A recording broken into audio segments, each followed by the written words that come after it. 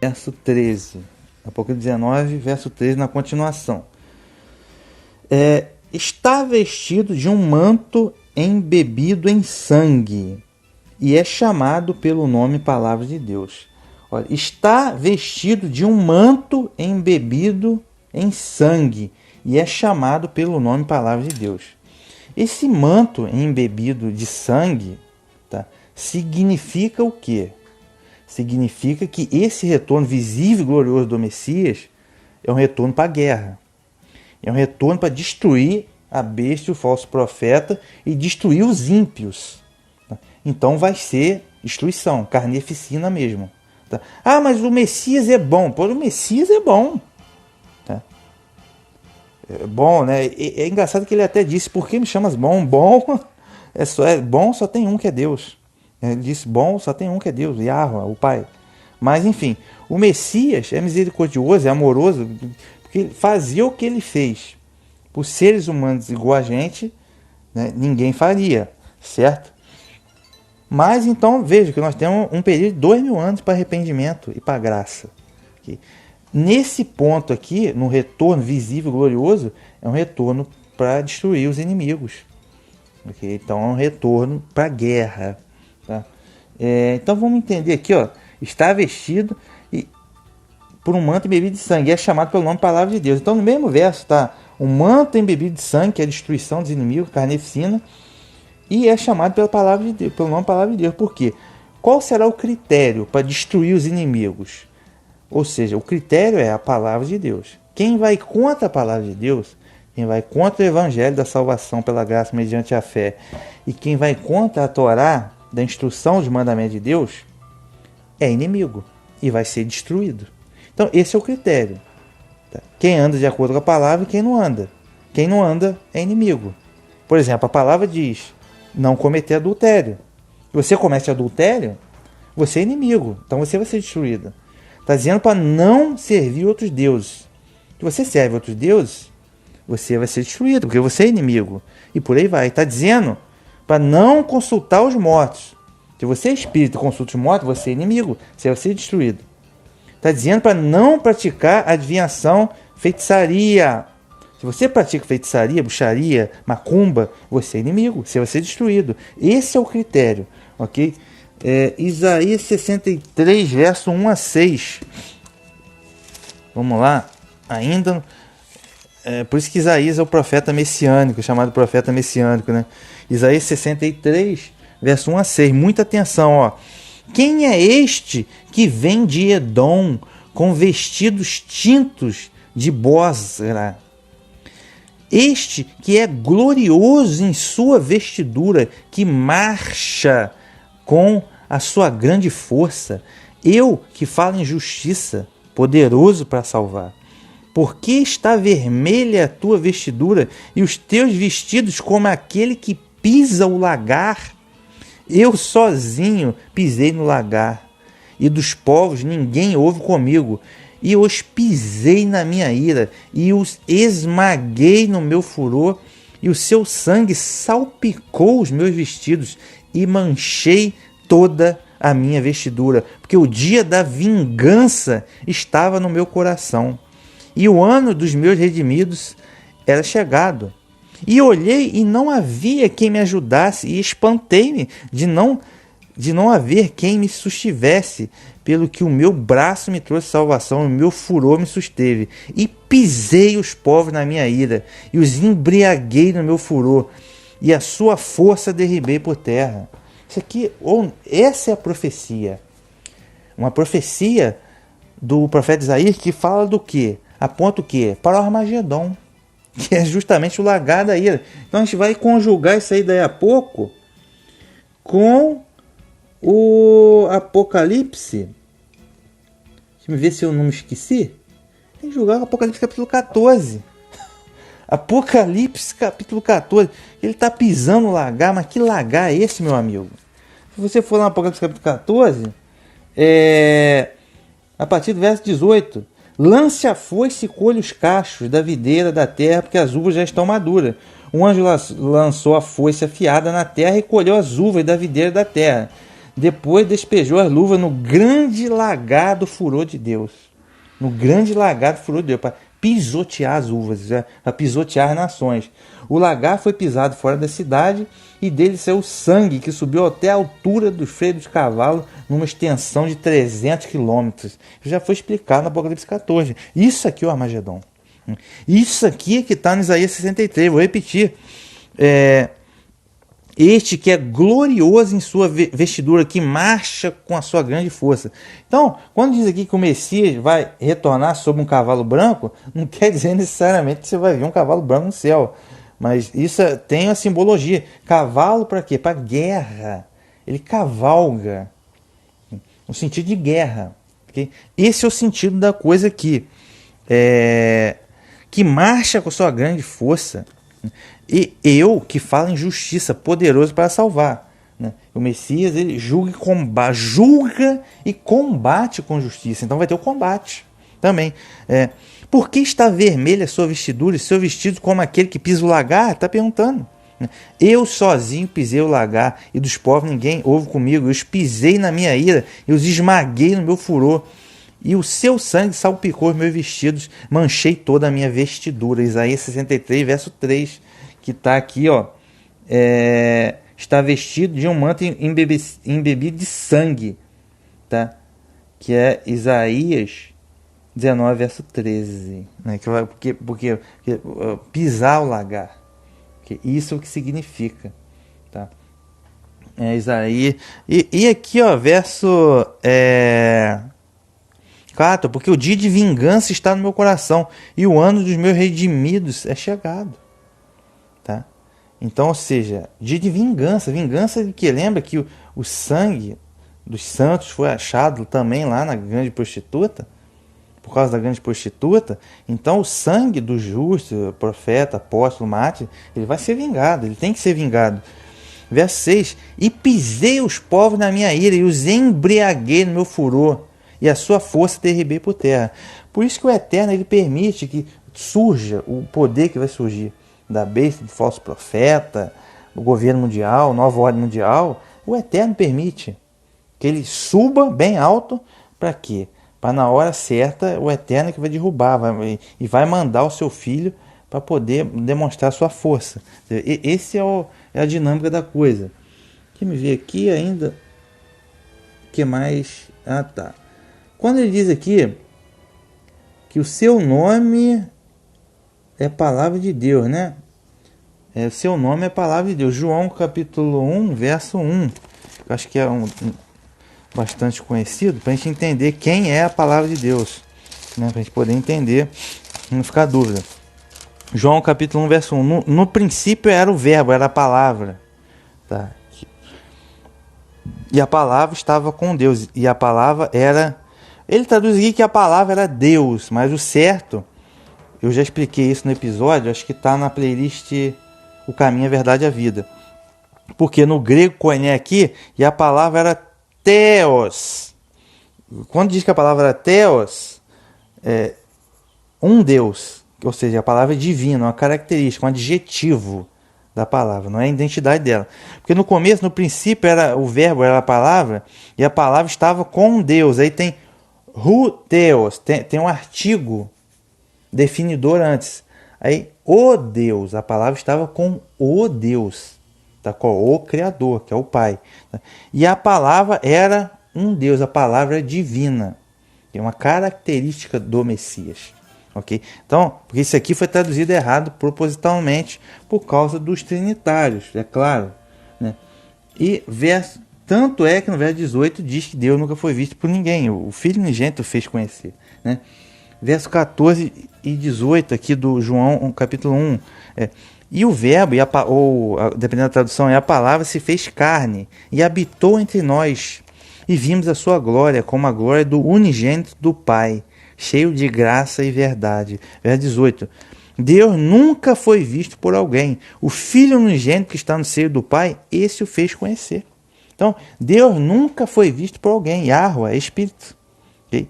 O Filho unigênito que está no seio do Pai, esse o fez conhecer. Então, está claro aqui que a palavra é o Messias. né?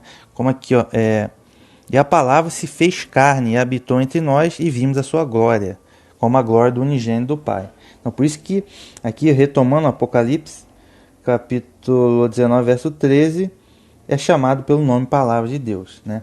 É ele próprio. Deixa eu ver aqui. Bem, acho que é só isso aqui no verso 13. Vamos para o verso 14.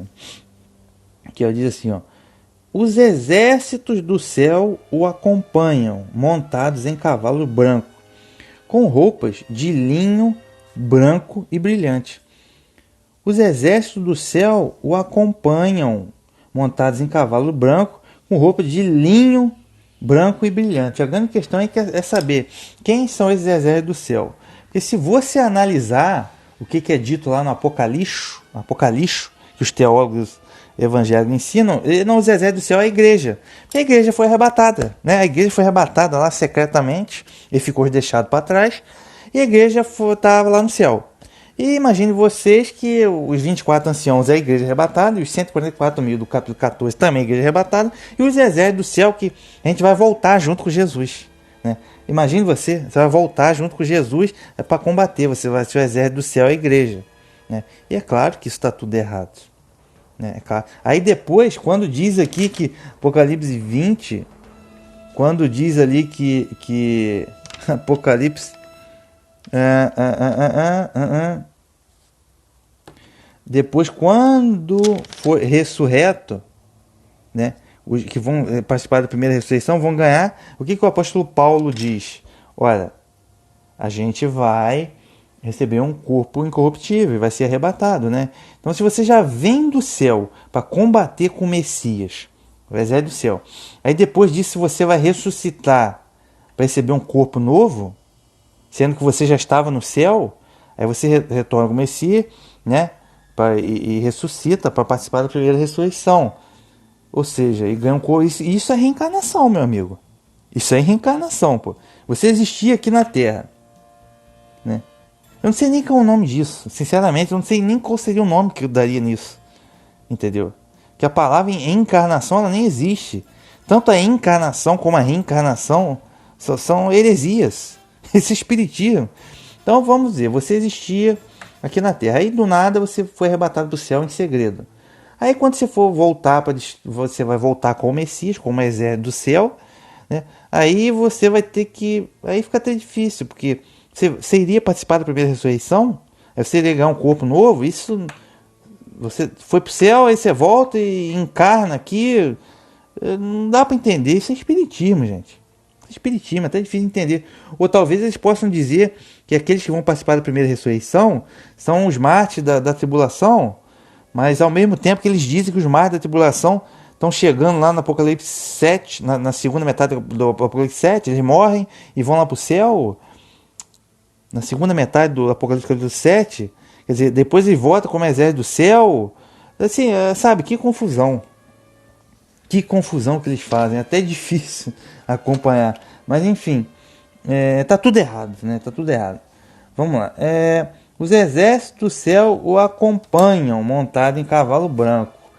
Vamos ao Apocalipse 19, verso 8. Vamos tentar descobrir quem é esse exército do céu. E com roupa de linho branco e brilhante. Tá? Apocalipse 19, aqui no verso 8, um pouco mais para trás, diz que o linho representa o comportamento justo dos santos. Né? Representa o comportamento justo dos santos. E aqui, o exército do céu também está vestido de linho. Tudo bem, né? Mas poderiam ser anjos também. Né? Então, até agora, não é uma evidência, mas não é uma prova concreta. Vamos em Mateus 26, verso 53. A questão agora é saber quem é esse exército do céu. Mateus 26, verso 53. Diz assim, ó. Ou pensas tu... Isso quando o Messias estava assim entregue, né? Ele disse assim, ó.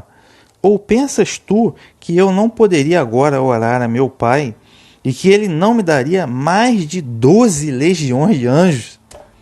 Ou seja, se o Messias quisesse, Se ele quisesse, não vou ser crucificado não. Vou orar ao Pai, o Pai mandaria 12 legiões de anjos para ele, tá? Para defender ele. Tá? Ele é que não quis, porque ele quis ser obediente à missão dele. Né? Mas 12 legiões de anjos. Então existe legiões de anjos. Tá? Que pode ser esse exército do céu. Mateus 24, 29 a 31. Vamos ver aqui, 24, 29 a 31. Ó. Diz assim, ó, o sermão profético, a vinda do Messias, né? E logo depois da aflição daqueles dias, o sol escurecerá, a lua não dará sua luz, as estrelas cairão do céu e as potências dos céus serão abaladas. Tá? Esse daí parece com Apocalipse capítulo 6, né? Quando acho que é o 6º selo ou o 5º selo, deixa eu ver aqui. Capítulo 6. Apocalipse capítulo 6, verso 12 até 14, assim, né? Parece mesmo. Né? Parece. E logo depois da aflição daqueles dias, o sol se escurecerá, a lua não dará sua luz, estrelas cairão do céu, as potências do céu serão abaladas. Então aparecerá no céu o sinal do Filho do Homem. Tá? O do Messias, é claro. Então aparecerá no céu o sinal do Filho do Homem. Todas as tribos da terra se lamentarão e verão o Filho do Homem vindo sobre as nuvens do céu, com poder e grande glória. Isto é, o retorno visível e glorioso. E ele enviará os seus anjos com rijo de clamor de trombeta, os quais ajuntarão os seus escolhidos desde os 4 ventos, de uma extremidade até a outra dos céus. Ó. Então veja, o retorno, e verão o Filho do Homem vindo sobre as nuvens do céu, com poder e grande glória, o retorno visível e glorioso. E ele enviará os seus anjos com clamor de trombeta, os quais juntarão os seus escolhidos desde os 4 ventos, de uma a outra extremidade dos céus. Tá? Então, ou seja, e ele enviará o que? Os seus anjos, que eu já citei, Mateus 16, verso 27, né? Mateus 16, verso 27...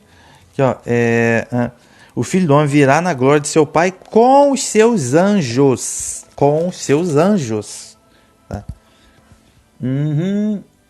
Deixa eu me ver aqui, ó. Outro detalhe aqui interessante.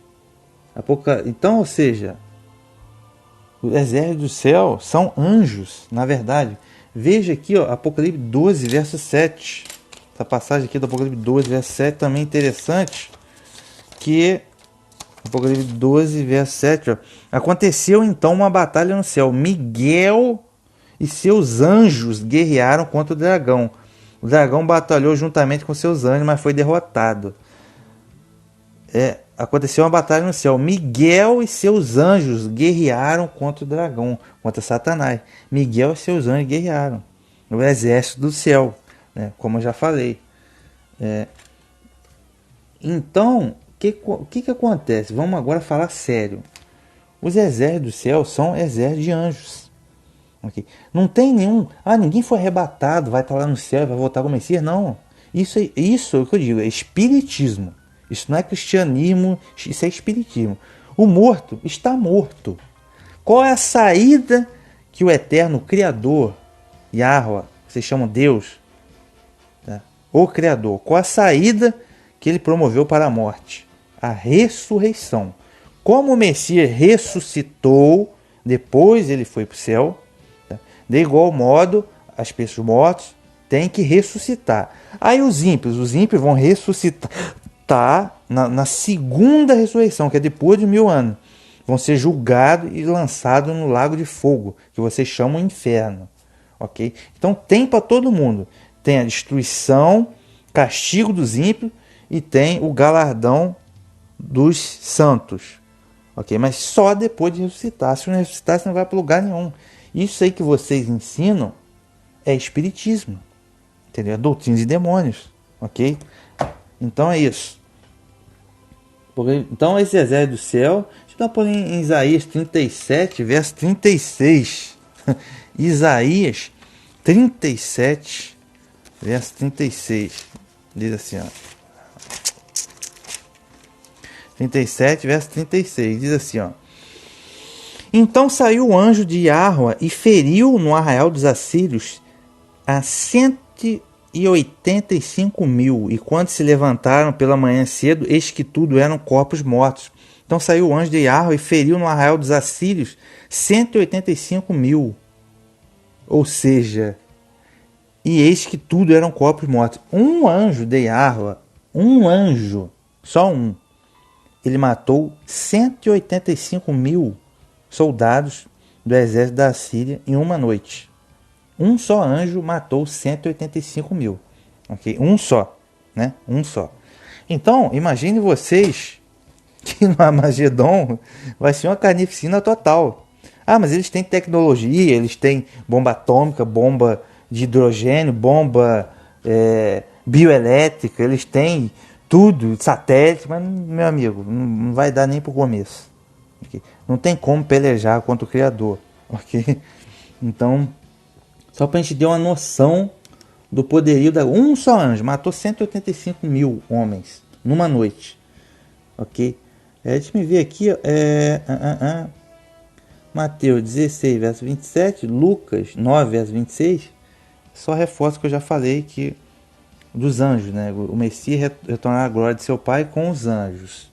Então isso aqui já foi explicado. Deixa eu ver aqui se já dá para pular. Vamos pular então para o Apocalipse capítulo 15. Da sua boca, Apocalipse 19, verso 15, na sequência.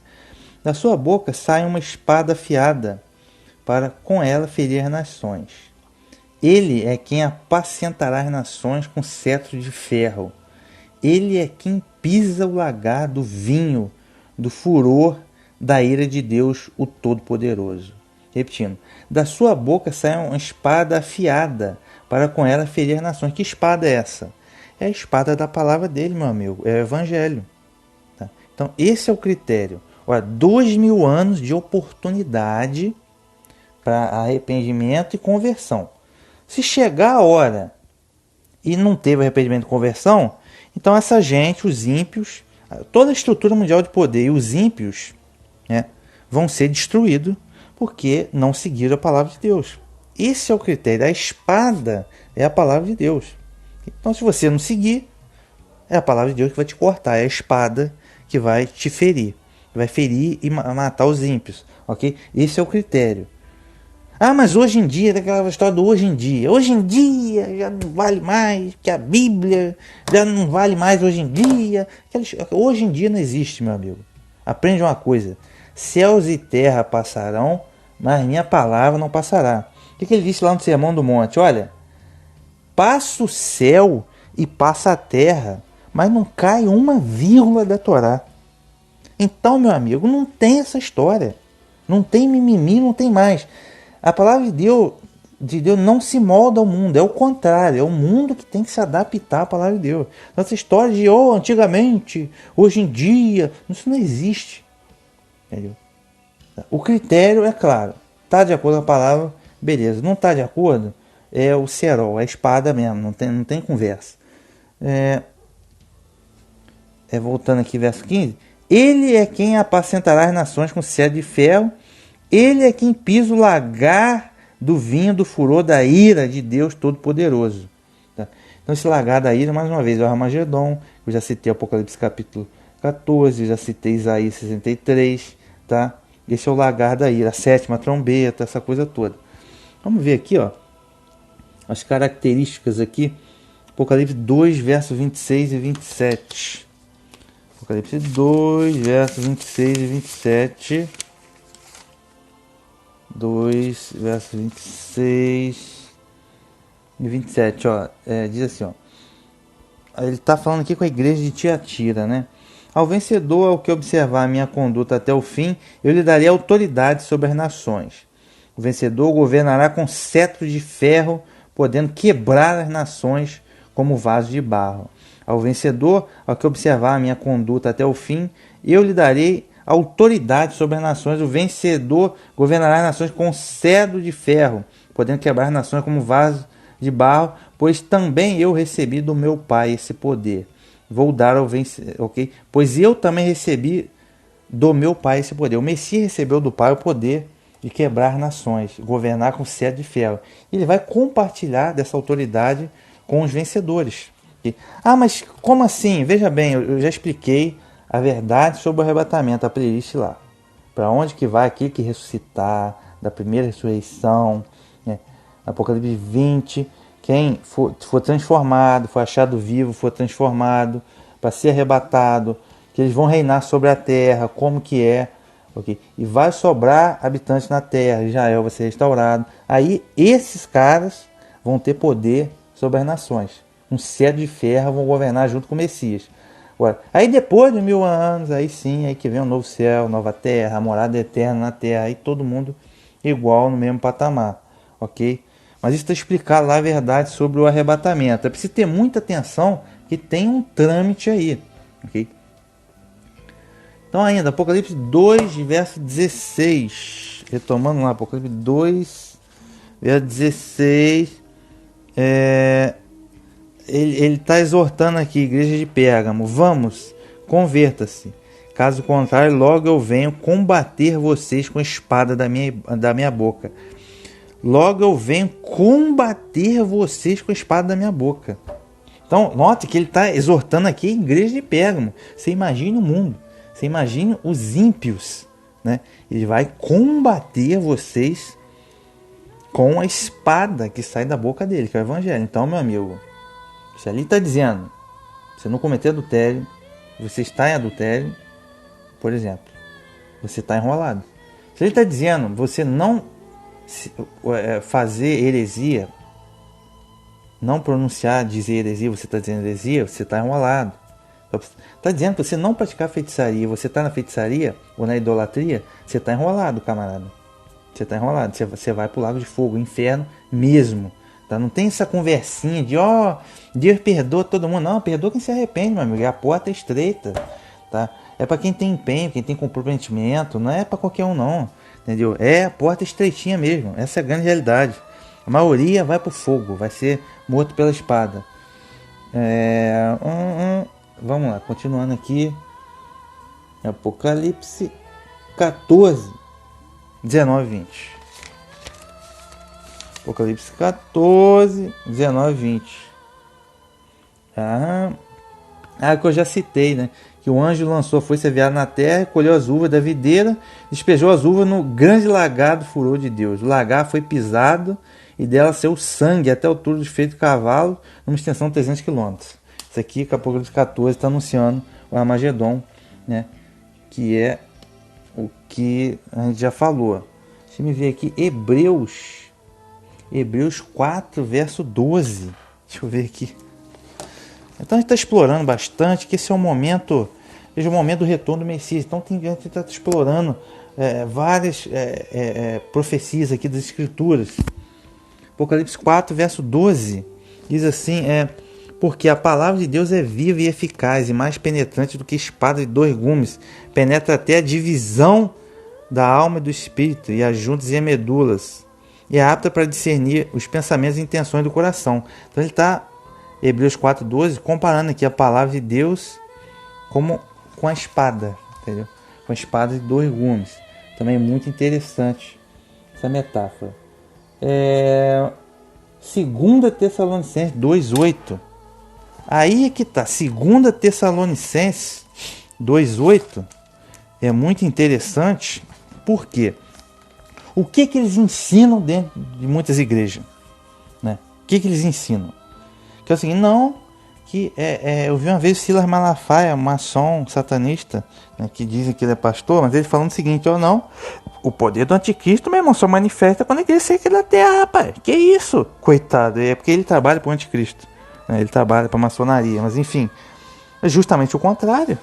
Tá? O que está dizendo aqui, 2 Tessalonicenses 2, a partir do verso 3? Ninguém de maneira alguma vos engane, porque não será assim, sem que antes venha a apostasia e se manifeste o homem do pecado, o filho da perdição, o qual se opõe e se levanta contra tudo que se chama Deus.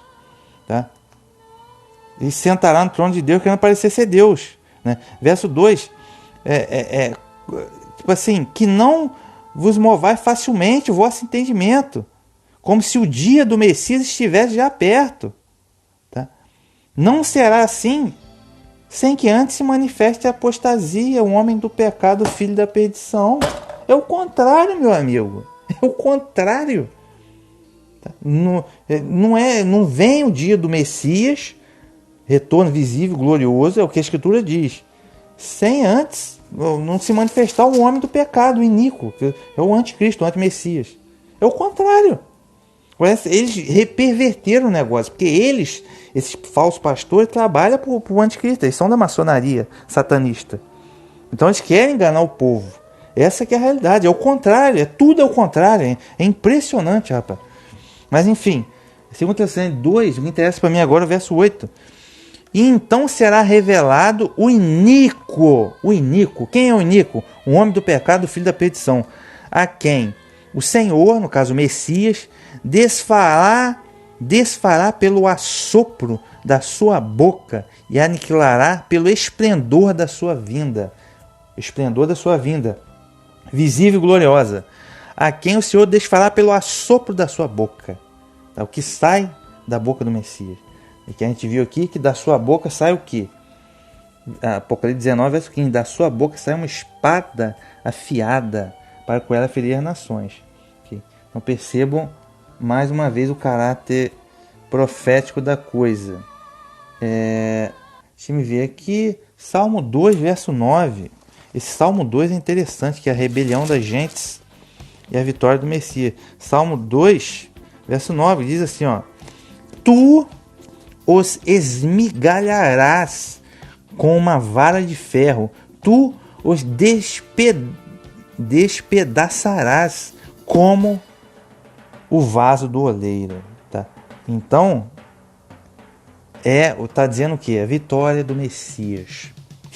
Destruindo, esmigalhará, despedaçará o que? As nações e os ímpios. É o que está anunciando aqui. Muito bom também, Salmo 2. E por